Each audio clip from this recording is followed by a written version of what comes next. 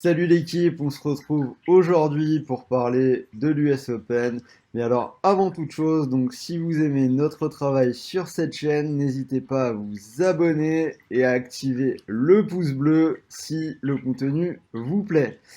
Alors c'est le retour des tournois du Grand Chelem après l'arrêt des compétitions liées au coronavirus.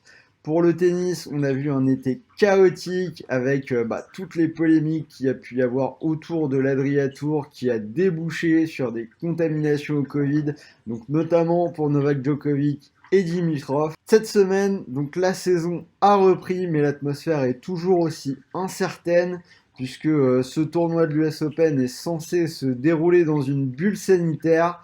Mais le fait est que Benoît Paire a déjà été testé positif et retiré du tableau. Donc on peut légitimement s'interroger sur les difficultés pratiques que l'on peut rencontrer pour vraiment créer une bulle sans danger. Et mine de rien, on n'est pas à l'abri de nouveaux cas, voire d'une suspension du tournoi. Deuxième élément de contexte, c'est un grand chelem avec beaucoup d'absents, puisque le tournoi va s'enchaîner avec Roland Garros très rapidement et que des joueurs comme Nadal, comme Federer, mais aussi Wawrinka, Monfils ou Nishikori ne sont pas de la partie. Donc la première chose, c'est qu'on a vraiment l'impression qu'il y a un boulevard pour Novak Djokovic pour aller chercher une 18e victoire en Grand Chelem. Bien évidemment, donc il est toujours invaincu en 2020, il a remporté l'Open d'Australie et il a gagné à Dubaï et le tournoi de Cincinnati la semaine dernière qui se déroulait en fait déjà sur les terrains de Flushing Meadows. Donc le pari évident qu'on peut vous proposer sur cette US Open 2020, c'est la victoire de Novak Djokovic qui est à 1,75. Mais, parce qu'il y a un mais, on n'est pas à l'abri de le voir être battu et ce pour plusieurs raisons. Donc la première, c'est surtout son état physique. Donc on ne sait pas exactement ce qu'il a, mais sur le tournoi de Cincinnati, il a semblé clairement diminuer.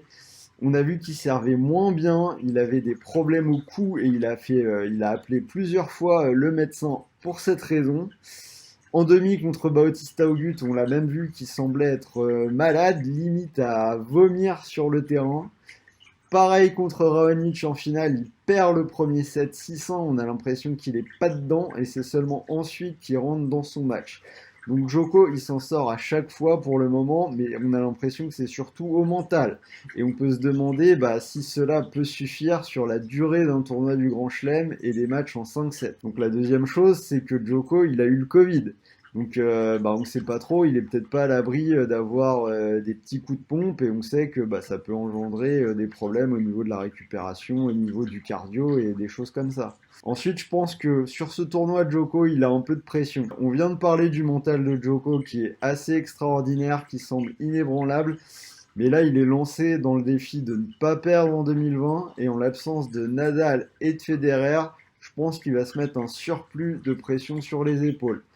C'est vrai qu'il peut arriver à faire deux grandes choses. Donc s'il fait le doublé US Open Roland Garros, ce serait tout simplement énorme. Et donc ça, il doit l'avoir dans un coin de la tête. Ensuite, on a Djoko qui s'est impliqué un peu dans un petit conflit avec l'ATP, avec une possible création de nouvelles associations de joueurs qui estiment qu'ils n'ont pas été suffisamment bien représentés pendant la période du Covid.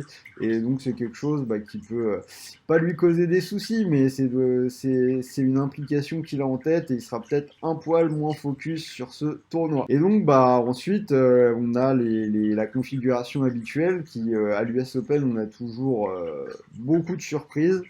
D'ailleurs, ça a commencé dès hier avec les premières surprises de ce tournoi avec les éliminations de Schwartzman et d'Isner. Mais ce sera sans doute encore plus le cas cette année avec ce contexte hyper particulier de Covid et de reprise. Alors, donc, si Djoko peut être en difficulté, on peut se demander par qui. Et pour ça, on a étudié le tableau. Alors, dans son quart de tableau, a priori, pas grand chose à signaler. Isner a été éliminé déjà, donc on s'oriente vers un quart de finale contre Krajinovic.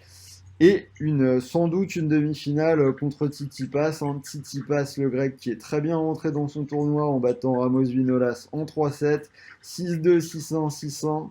Pour ma part, je vois personne capable de contrecarrer le grec dans sa partie de tableau, surtout avec l'élimination de Schwartzmann. On a Alexander Zverev, mais on sait qu'il a du mal à franchir le cap en Grand Chelem. On a déjà vu un premier tour pas évident contre Anderson. Tsitsipas, il a été plutôt bon sur le tournoi de Cincinnati. Il avait un tirage un peu compliqué puisqu'il a enchaîné Isner, Opelka qui avait dû abandonner sur blessure et Raonic. Donc il s'est pris 3 gros serveurs qui ont été avantagés par la nouvelle surface rapide de Flushing Meadows. Mais a priori, ça reste quand même une valeur sûre. Et si quelqu'un peut mettre Djoko en danger, c'est Tsitsipas. Donc sa cote pour remporter le tournoi est à 8. Dans l'autre moitié du tableau, dans la partie haute, on retrouve Medvedev, finaliste de l'US Open en 2019, qui est à une cote de 7. Et donc dans la dernière partie, dans le dernier quart du tableau, c'est peut-être la plus indécise. On a beaucoup de joueurs dangereux. On a la tête de série numéro 2, Dominic Thiem, mais il n'a pas l'air vraiment en rythme sur cette reprise. Dans le tournoi de Cincinnati, il perd dès son entrée contre Krajinovic 6-1, 6-2.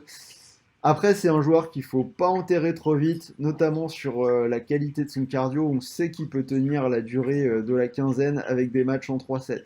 C'est aussi le cas de Roberto Bautista Agut qu'on a vu performant donc, à Cincinnati et perdre une superbe demi-finale contre Djoko.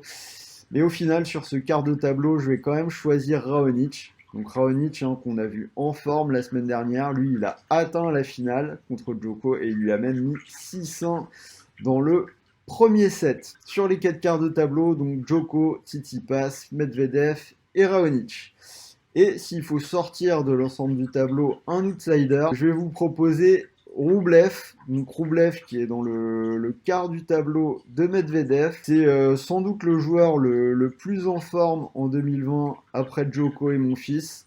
Donc il a remporté en début de saison les tournois de Doha et Adélaïde, donc qui étaient sur dur et en extérieur. Ça peut être intéressant, donc il va peut-être manquer un petit peu de puissance dans le jeu et de cardio sur ce format Grand Chelem.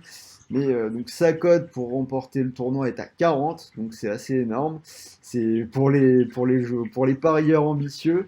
Mais il peut s'en sortir dans son quart de tableau. Je pense qu'il peut éventuellement sortir Medvedev. Si Rublev gagne son quart de tableau, c'est une cote à 5,50. Alors, donc je vais quand même me mouiller un peu sur ce tournoi et vous donner mon favori. Moi, je pense que Djoko peut être battu. Il a montré des limites physiques la semaine dernière. Il est tennistiquement au-dessus du lot, mais après, si son corps le lâche, il peut rencontrer des difficultés. Et moi, j'ai bien envie de partir sur Tsitsipas, qui avait l'air de monter en puissance. Donc, mon favori sur ce tournoi, j'ai envie de dire Tsitsipas remporte le tournoi, qui est donc, je l'avais dit, à une cote de 8. Donc, voilà pour mon analyse de cette US Open. Si vous souhaitez prendre un pari, donc n'oubliez pas que vous pouvez profiter d'un bonus d'inscription, par exemple sur Winamax, donc un bonus de 100 € remboursé en cash. Donc si vous me suivez et si vous prenez le risque de voir Djoko battu et que vous misez vos 100 € sur Tsitsipas, si ça passe, vous pourriez remporter 800 €. Et si Tsitsipas ne gagne pas le tournoi et que le pari est perdant, vous pouvez récupérer directement cet argent sur votre compte bancaire. Donc voilà, c'était Sylvain. J'espère que cette analyse de l'US Open masculin vous a plu. N'hésitez pas à me mettre un petit pouce bleu et à me dire ce que vous en pensez dans les commentaires. Et on se retrouve très vite pour une nouvelle vidéo sur Rue des Joueurs.